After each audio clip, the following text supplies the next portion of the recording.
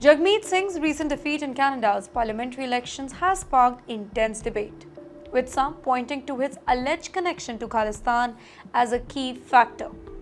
Let me give you another point of view now. Jagmeet's defeat in Canadian election was not due to Khalistani sympathies, but rather a combination of a factor rooted in the broader political landscape and evolving voters' trend in Canada.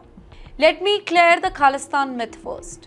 The idea that Jagmeet Singh lost due to his alleged support for Khalistan can be a misunderstanding of both Canadian politics and Sikh identities in the West.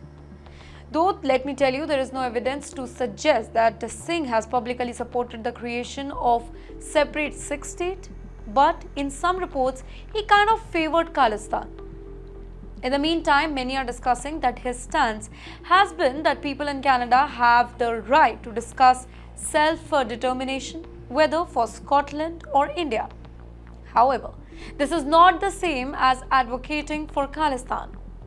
In fact, many Khalistan advocates criticize Singh for not pushing their cause due to his tenure, suggesting that his approach was too centric for their taste. Well, this misconception overlooks the complexity of Sikh politics in Canada. Though we cannot be very sure if he is supporting Khalistan or not, but Singh's association with certain groups do not automatically equate to support for Khalistan, as the term Khalistani is often applied indiscriminately to any Sikh or Indian origin individual expressing political views that kind of deviate from mainstream Indian or Canadian politics. In fact, Singh's leadership show a decline in the New Democratic Party's support, with party's vote share fluctuating from 17.8% in 2021 to just 6.3% in 2025. Now, there are a lot of causes of this decline. First of all, long-term decline of NDP itself.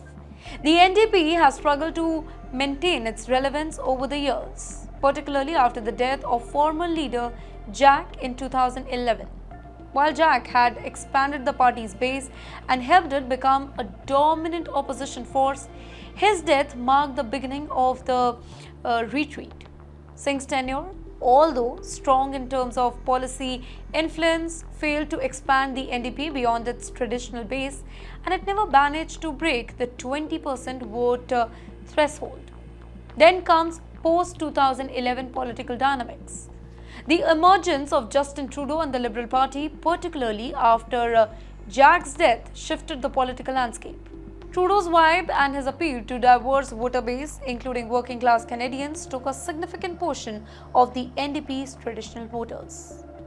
Also, the sharp decline in NDP's vote share in the months leading up to the 2025 election occurred in distinct phases. For example, January to February 2025, opinion polls suggested that the NDP would actually struggle to maintain the momentum that it had from 2021 elections, with projections including a steady fall.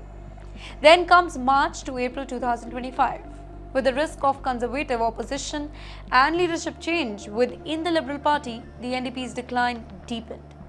Tactical voting and the increasing polarization of the political climate may have led to many NDP voters to shift to the Conservatives just in an effort to prevent another Liberal term. Then comes late March to April. Now, by that particular time, the election results were finalized in April. The NDP had seen its vote share drop dramatically. Under Singh's leadership, although the NDP was unable to appeal to the working-class white voters who traditionally leaned liberal or conservatives. Now, this failure is not unique to Singh, by the way, but mirrors a larger trend among center-left parties in the West, which often alienate blue-collar voters due to their focus on urban elites and social progressivism over issues like economic instability. Furthermore, racial prejudice also played a vital role in Singh's leadership challenges. A study found that voters with negative racial attitudes were less likely to vote for the NDP when Singh was in charge, reflecting a broader issue of racial polarization in Canadian politics. Although Singh's tenure as NDP leader may be considered a failure in electoral terms, His influence on Canadian politics, specifically regarding Sikh representation, is undeniable.